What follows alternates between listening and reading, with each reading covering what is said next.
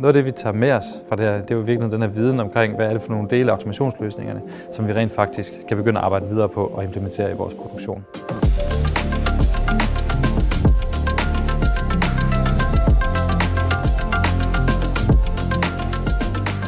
Ved Velux har vi jo egentlig arbejdet med automation igennem rigtig mange år. Fordi vi har gjort det så længe, så begynder vi også at have automatiseret mange af de her traditionelle industrielle processer, som er nemme at automatisere.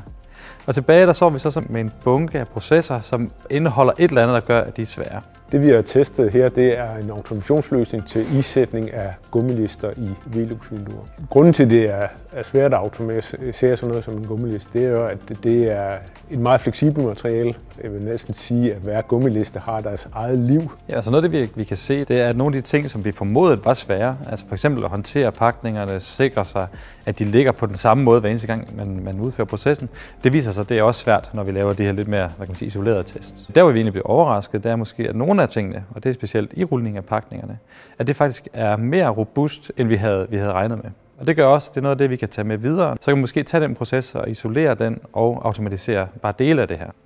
Det gode ved at teste, og måske i særdeleshed ved at få nogle andre øjne på det, jamen det er jo nogle gange, at man prøver noget, som man måske tænkte, om det udelukker, at det overhovedet kan lade sig gøre. Og så alligevel så nogle gange viser det sig, at der er en løsning.